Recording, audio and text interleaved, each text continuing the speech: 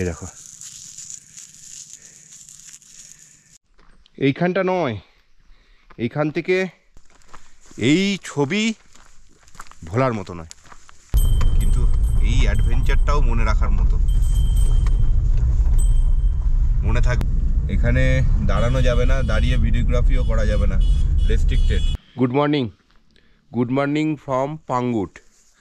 আজ 1 জানুয়ারি 2024, আর আমরা এখন আছি পাঙ্গুটে। তো গতকাল আমরা নৈনিতাল ঘুরেছি, সেই ভিডিও তোমরা যদি এখনও পর্যন্ত না দেখে থাকো তাহলে অবশ্যই দেখে নাও। আমি ডেসক্রিপশন বক্সে লিঙ্ক দিয়ে দেবো। গোটা সিরিজটা যদি দেখো তাহলে তোমরা এর সঙ্গে কানেক্ট হতে পারবে পরপর। এখন আমরা এই রুমে লাগেজ ছেড়ে দিয়ে আমরা যাচ্ছি এখানে চীনা পিক বলে একটা জায়গা আছে, সেই চীনা পিকে। ওখানে 8 কিলোমিটার একটা ট্রেক আছে, দেখছি আমরা কোনো শেয়ারিং গাড়ি পাই যদি, তো সেখানেই আমরা এখন যাচ্ছি। এই যে আমাদের যে হোটেলে আমাদের সমস্ত দেখাশোনা করেছে বিनीत जी है। विनीत जी, यहाँ आने के लिए कैसे आया जाता है इधर? एक तो आपका वही है, नैनीताल इज द सेंटर, मतलब वही सेंटर है नैनीताल।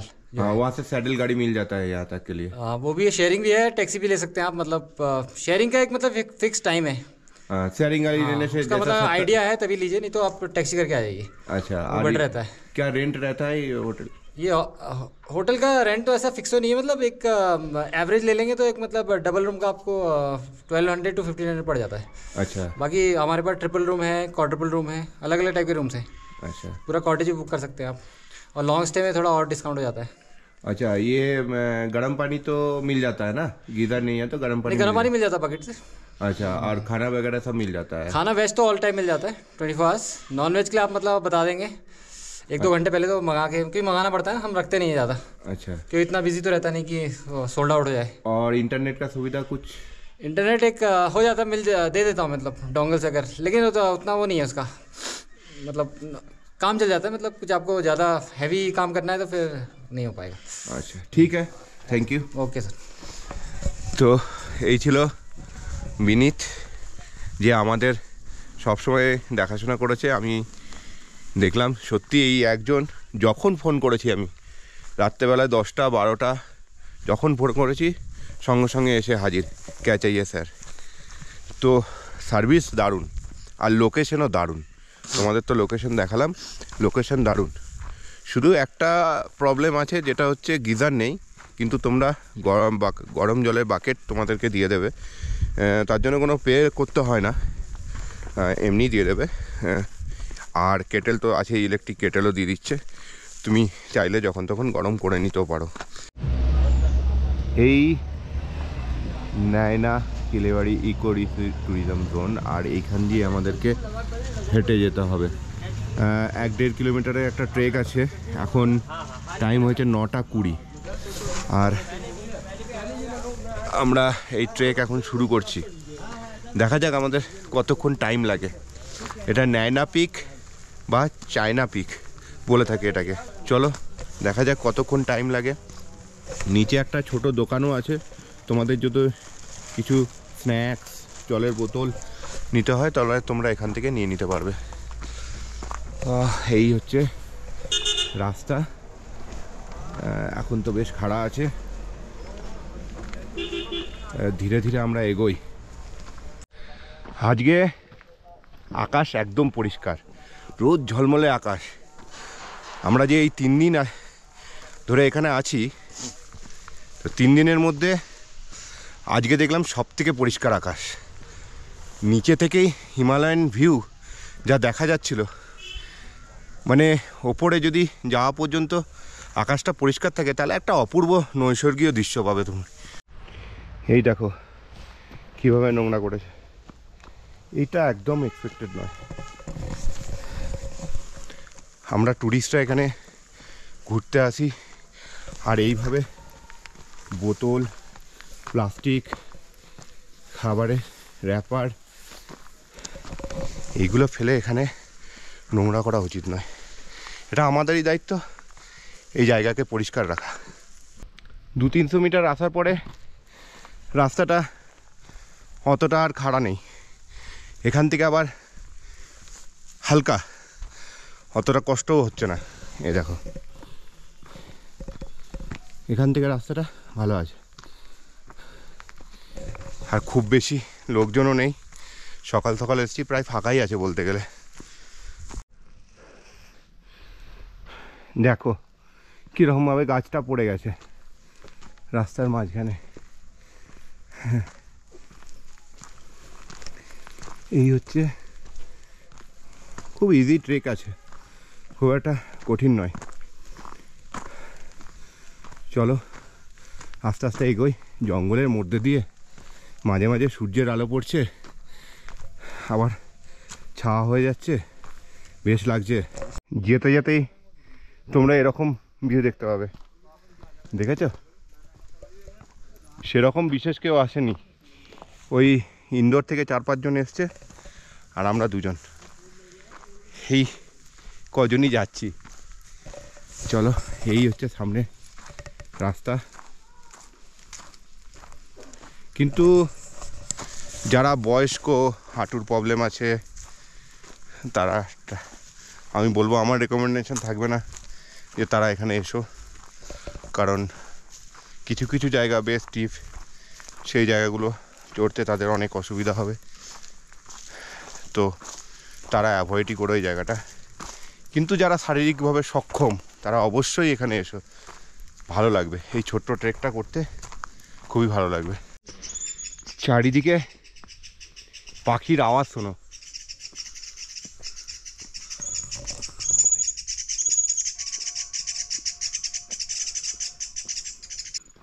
এখানে অনেক পাখি দেখা যাচ্ছে। এক্ষুনি একটা দেখলাম, আওয়াজে উড়ে গেল। এই দেখো, বার্ড ওয়াচাররা কিন্তু দারুণ পাবে। কোন দিকে চলে গেল বুঝতে পারছি না।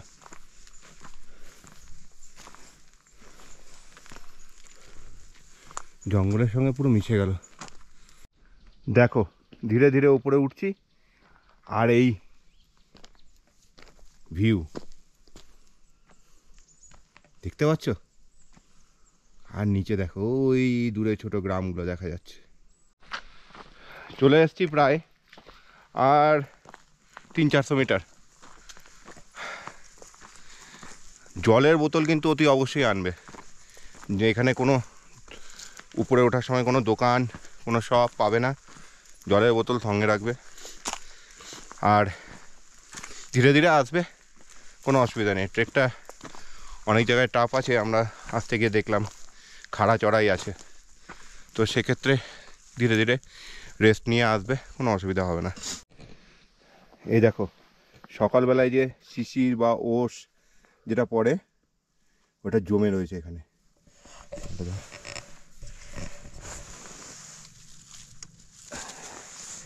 এই দেখো, সূর্যের আলো পড়লে এগুলো আবার গলে যাবে, কিন্তু এখন এটা জমে রয়েছে পুরো রাস্তাটাতে। এই যে সাইড সাইড সাইড সাইড ধরে এই গায়ে জমে রয়েছে। আর 150 মিটার আছে, প্রায় একদম পৌঁছে গেছি। 10টা 34 বাজছে, মোটামুটি আমাদের ঘন্টাখানিক লাগলো এটা উঠতে। আমরা 9টা 20 থেকে মনে হয় শুরু করেছিলাম ট্রেকটা, তো 1 ঘন্টা মতো লাগলো। হচ্ছে তোমার পিকের এন্ড পয়েন্ট। আর এই যে আমার অনিচ্ছাকৃত একটা ভুল হয়েছে, চায়না পিক নয়, চীনা পিক আর নায়না পিক। এটা নতুন নাম হয়েছে নায়না পিক, আগে এটা চীনা পিক নামেই পরিচিত ছিল। 8622 ফিট উপরে আছে। এইখানটা নয়, এইখান থেকে একটু লেফটে নিয়ে নিতে হবে। এখানে একটা দোকান আছে, চা ম্যাগি পাওয়া যায়, উনিই বললেন, তো চলে যায়। এটা সমতলই রাস্তা, কিন্তু 200 মিটার যেতে হবে, তাহলে এই যে গাছের আড়াল করা ভিউগুলো রয়েছে এগুলো আর থাকবে না। এই সামনে ভিউ পয়েন্ট, এইখানেই আসতে হবে। আর চলে এসছি, ওখান থেকে জাস্ট 200 মিটার, আর সমতল রাস্তা, কোনো অসুবিধা হয়নি। চলো এখান থেকে ভিউ দেখাচ্ছি এবার মোবাইলে।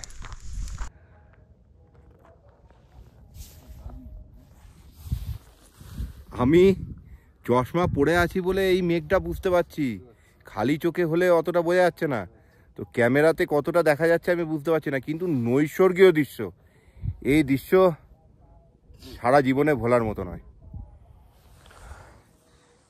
এই দেখো, আমি চেষ্টা করব ভিডিও এডিটিংয়ের সময় তোমাদেরকে এইটা যাতে তোমরা দেখতে পাও সেই ব্যবস্থা করার, জানি না কতটা কি করতে পারবো। ওহ দারুণ দারুণ, যেমন নৈনিতাল তেমন এই মেঘে ঢাকা ভূস্বর্গ,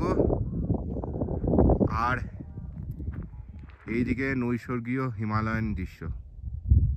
এগুলো আমি ফোনে হয়তো ক্যাপচার করে তোমাদেরকে দেখাচ্ছি বা ক্যামেরায় ক্যাপচার করছি, তোমরা সেটা দেখছো ঘরে বসে, কিন্তু সত্যি বলতে কি এই জায়গায় এসে এই দৃশ্যর অনুভূতি না নিলে তা হয়তো 10% তোমরা পাচ্ছ, আর 90% তোমরা ঘরে বসে যেটা দেখছো তার অনুভূতি পাচ্ছ না। অপূর্ব দৃশ্য, অপূর্ব, দারুণ। বেশ কিছুটা টাইম এখানে আমরা কাটালাম, এবার নেমে যাচ্ছি।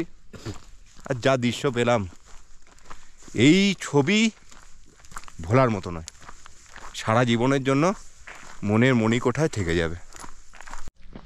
আমরা প্রায় অর্ধেকের বেশি রাস্তা নেমে গেছি, 1 কিলোমিটারের তো নেমেই গেছি, আর একটুখানি আছে। নামাতে তো খুব তাড়াতাড়ি হচ্ছে, ওঠার সময় একটু সমস্যা, টাইমটা বেশি লাগে চড়াই ভাঙতে।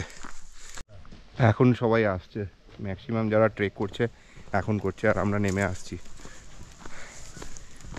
তাড়াতাড়ি করে নেওয়াটাই ভালো, সূর্য বেশি উপরে উঠে গেলে ভিউটা পাওয়া যাবে না। টাইম 11:50 আর আমরা নেমে গেছি। এই যে রাস্তা দেখা যাচ্ছে জাস্ট এইটুকুই, মানে ওই যে গাড়ি। ঘন্টা 9টা 10টা 11টা, 2-2.5 ঘন্টা তো লাগবেই। আমরা ভিডিও করতে করতে উঠেছি, একটু সময় বেশি লেগেছে। আমরা নিচে নেমে চলে এসেছি, আর এইখানেই একটা ম্যাগি পয়েন্ট বলে একটা দোকান আছে। এখানে কিছু ব্রেকফাস্ট তো কিছু করিনি, তো এখন ব্রেকফাস্ট করবো। এখানে ছোলে কুলচে পাওয়া যায়, ছোলে কুলচে অর্ডার করলাম।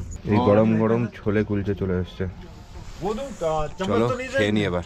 আমরা চলে এসেছি পাঙ্গোটে, একটু টাইম বেশি লেগে গেলো, রাস্তায় প্রচুর জ্যাম ছিল, তো আস্তে আস্তে একটু সময় লেগে গেলো। আর এখন টাইম হয়ে গেছে 1:13।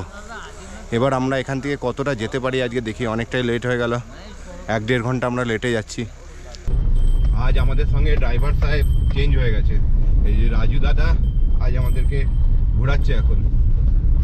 তো গতকাল মানে আগে আমাদেরকে যে নৈনিতাল থেকে এনেছিল সে আর নেই, আজকে নতুন একজন এসছে রাজু দাদা, ইনি আমাদেরকে ঘোরাবে। এখন আমরা যাচ্ছি আলমোড়া দিকে, এবার কতটা যেতে পারবো, কেন সময় অনেকটা দেরি হয়ে গেছে, তো যতটা আমরা যেতে পারবো, অন্ধকার হওয়ার আগে আগে যতটা পৌঁছতে পারবো আমরা ততটাই যাব। আমরা যে জায়গাটা দিয়ে এখন বেরোচ্ছি এই জায়গাটার নাম হচ্ছে ঘুঘুখাম। এই পাঙ্গোট থেকে 5 কিলোমিটার আরও আসতে হয়, তাহলেই এই জায়গাটা পড়ে। এখানেও কিন্তু অনেক থাকার জায়গা আছে, অনেক হোটেল আছে। এই দেখো,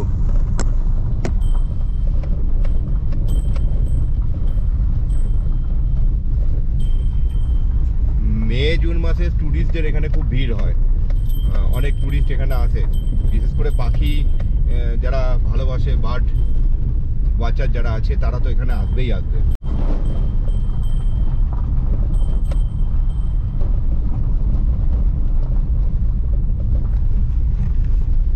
অনেক লাক্সারিয়াস হোটেলও এখানে আছে, সব রকম ব্যবস্থা এখানে পাবে, 24 আওয়ার্স ইলেকট্রিসিটি তুমি পেয়ে যাবে, ইন্টারনেট সুবিধা সব রকম পাবে। ওয়ার্ক ফ্রম হোম করলে এখানে এসেও করতে পারো। এত নিরিবিলি শান্ত জায়গা আর কোথাও পাবে নাকি সন্দেহ আছে। একরকম বলতে গেলে অ্যাডভেঞ্চার করবো ভাবছিলাম, অ্যাডভেঞ্চারই হয়ে গেল। রাস্তাটা দেখো,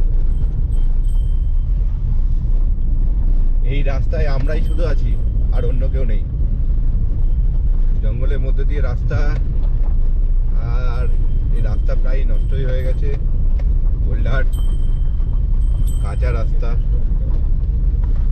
আর এই জঙ্গল।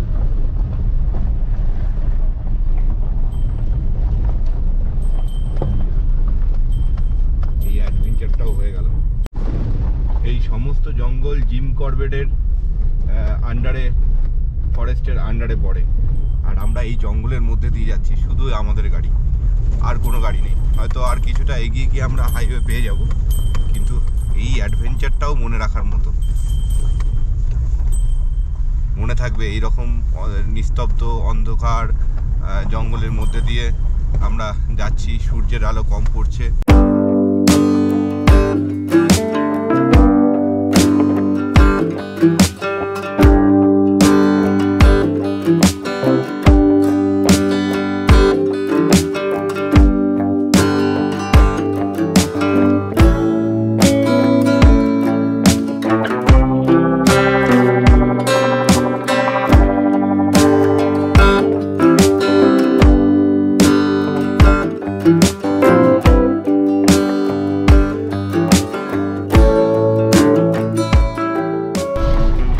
গ্রামটা দেখো কত সুন্দর লাগছে, ধাপ চাষ হয়েছে আর পাশে কোসি নদী, দারুণ, পুরো ক্যালেন্ডারের মতো, ক্যালেন্ডার পিকচার। এই পাহাড়টা দেখো, পুরো সাদা চুনের পাথর।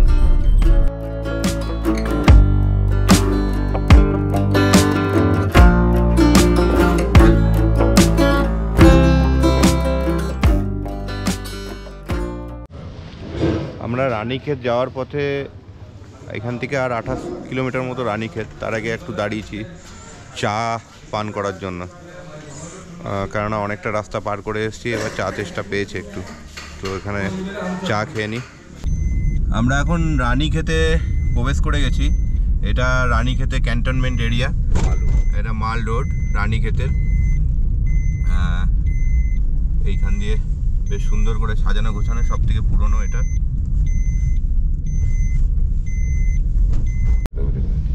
এই দেখো, এইটা গল্ফ গ্রাউন্ড, এখানেই হচ্ছে গিয়ে আর্মিরা ভর্তি হয়। এখানে দাঁড়ানো যাবে না, দাঁড়িয়ে ভিডিওগ্রাফিও করা যাবে না, রেস্ট্রিক্টেড। তাই জন্য এখান দিয়ে আমরা আস্তে আস্তে পেরিয়ে ভিডিওটা করে নিলাম। এই রানীক্ষেতে কালী দুর্গা মন্দির। আর এখন সময় হয়ে গেছে বিকেল 5:23।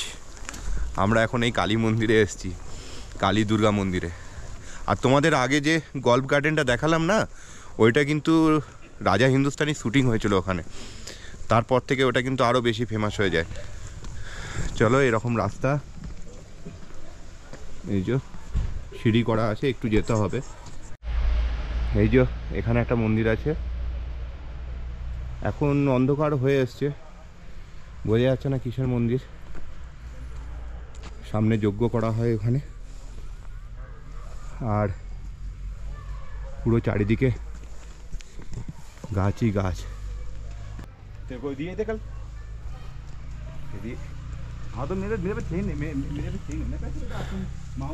এই দেখো, বেশ বড় মন্দির। এই মা কালিকা দেবী মন্দির।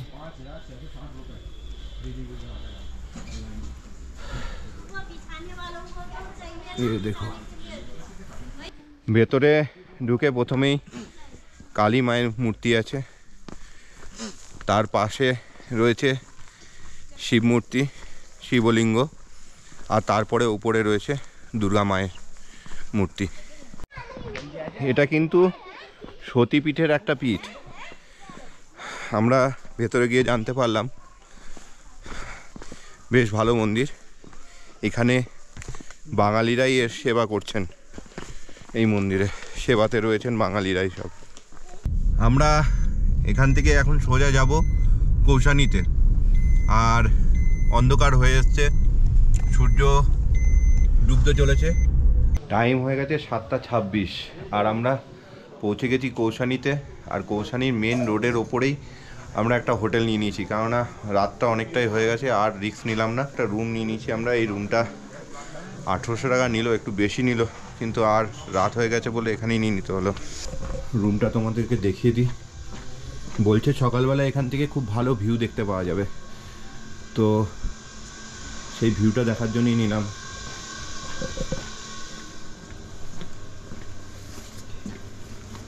এই হচ্ছে রুম।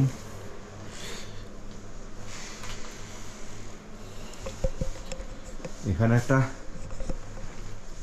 বড় গ্লাস আছে, ট্রান্সপারেন্ট গ্লাস, এখান থেকে দেখা যাবে।